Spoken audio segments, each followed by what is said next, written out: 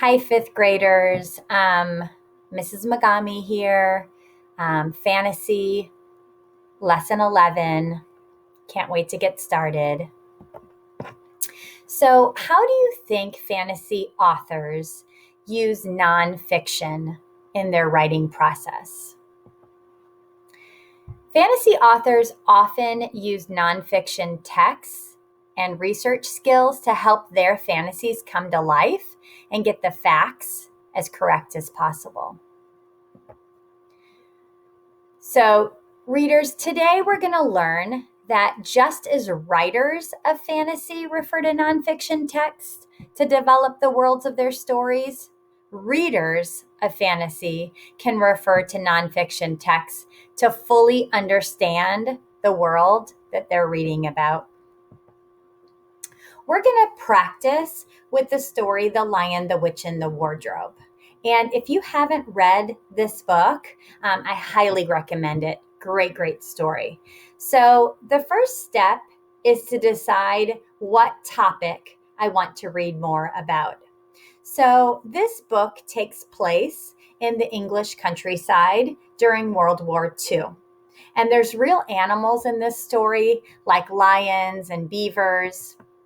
And so I started thinking about that and started researching beavers in England. And I actually learned that beavers were extinct in England for over 400 years. This book was written 60 years ago. So I was trying to think, why did C.S. Lewis decide to include beavers in his story when he knew that they had been extinct already?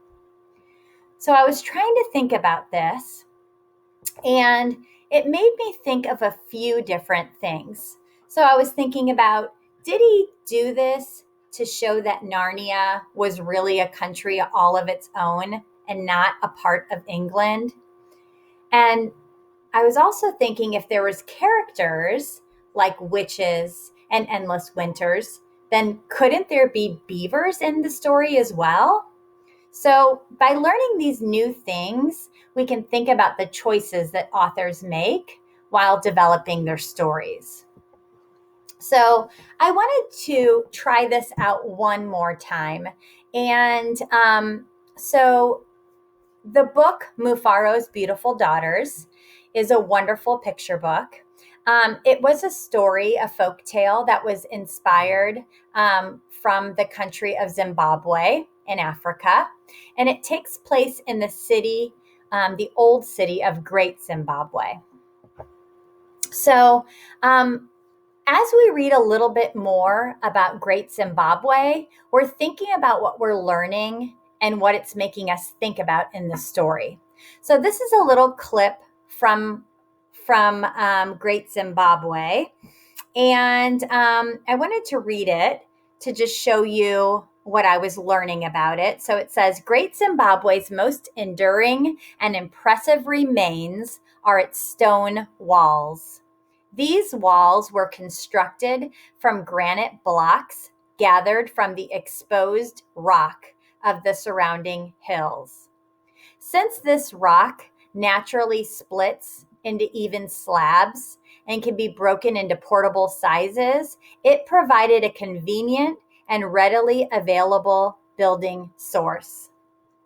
All of Great Zimbabwe's walls were fitted without the use of mortar by laying the stones one on top of the other, each layer slightly more recessed. So, what was this telling me? I think this is telling me that the real people who lived here were really intelligent to be able to build something like that.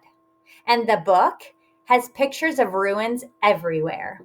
So this also makes me think that the king in this story is really intelligent.